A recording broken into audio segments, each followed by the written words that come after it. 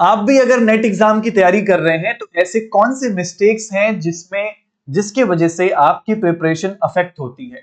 तैयारी तो करते हैं लेकिन रिजल्ट नहीं मिलता है, बार बार 80 90 70 के मार्क्स में अटक जाते हैं। इस तरीके के क्वेरीज स्टूडेंट के मेरे पास बहुत आते हैं।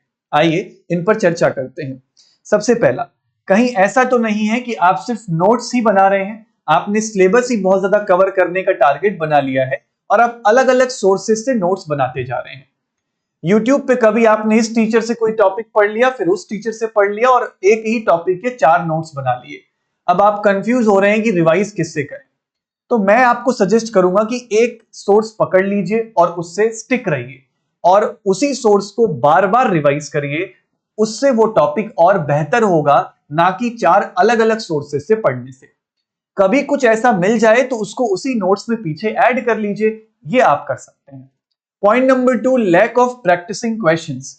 आप सवाल सिर्फ प्रीवियस ईयर ही लगा के रह जाते हैं। नहीं, आपको थोड़े से एक्स्ट्रा सवाल भी लगाने होंगे, जैसे टेस्ट सीरीज में प्रैक्टिस करिए, खास करके ऑर्गेनिक केमिस्ट्री। यहां पर आपको नए सवालों का अप्रोच पता होना चाहिए।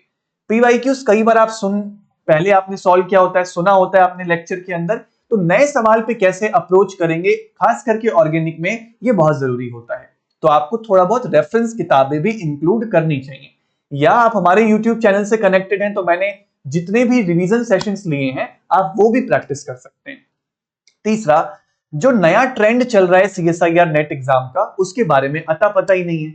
आपको जो नए रिएजेंट्स पूछे जा रहे हैं वो पढ़ने चाहिए, ना कि जो पहले 10 साल 7 साल 8 साल पहले आया करता था। तो अब चीजें थोड़ी सी चेंज हुई हैं, जैसे स्टीरियोकेमिस्ट्री में न्यूमेरिकल्स हो गए, ये अब फिर से ट्रेंड में आ रहे हैं, ये पूछे जाते हैं।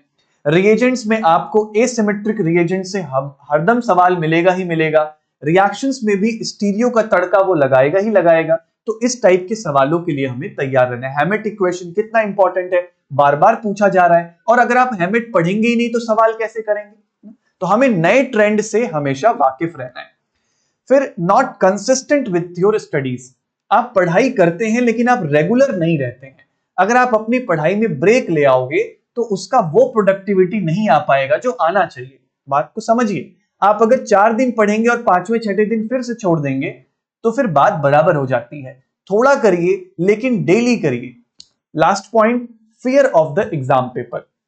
ये एक ऐसा पॉइंट है जो बहुत सारे बच्चों को सताता है। वो कहते हैं सर हमने सिलेबस कवर किया, मैंने 150 160 नंबर का पेपर अटेम्प्ट किया, क्या आपके साथ भी ऐसा होता है? लेकिन फिर सर कट कुटा के हम 70 80 में फंस गए, क्योंकि वो फियर ऑफ एग्जाम है जो आप प्रेशर हैंडल नहीं कर पा रहे हैं। आप टेस्ट सीरीज में तो अच्छा कर रहे थे लेकिन एग्जाम वाले दिन न जाने क्या हो गया सर कि सब गलती होने लगा।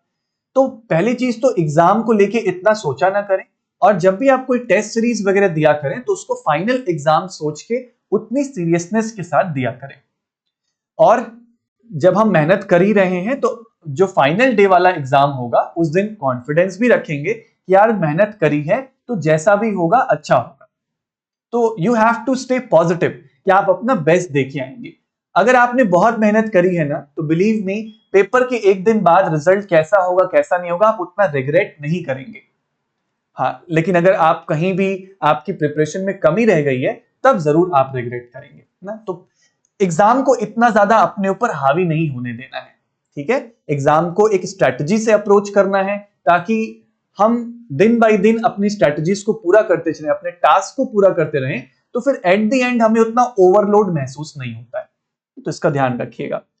प्लस यहां से आगे आप हमारे YouTube चैनल पे अगर नए हैं तो ये हमारी टीम है, इनऑर्गेनिक की टीम। ऑर्गेनिक में मैं पढ़ाता हूं और फिजिकल हर्षिता मैम पढ़ाती हैं। हम YouTube के ऊपर भी CSIR नेट का सिलेबस कवर कर रहे हैं। करेंटली नेट में इनऑर्गेनिक का अब्दुल सर एक टॉपिक पढ़ा रहे हैं, और मैंने reaction mechanism, stereochemistry, IUPAC nomenclature जैसे टॉपिक खत्म किए हैं। हर्षिता मैम ने सरफेस केमिस्ट्री खत्म किया है। नेक्स्ट आने वाले वीक में भी हम इन लेक्चर्स को कंटिन्यू करेंगे। तो चैनल पर नए हैं तो सब्सक्राइब जरूर करिएगा और वीडियो को लाइक भी करिएगा। बेल आइकन दबा के रखिए। रिजल्ट से रिलेटेड कोई इंफॉर्मेशन या नेट एग्जाम से रिलेटेड कोई इंफॉर्मेशन सबसे पहले हम आप तक पहुंचाएंगे।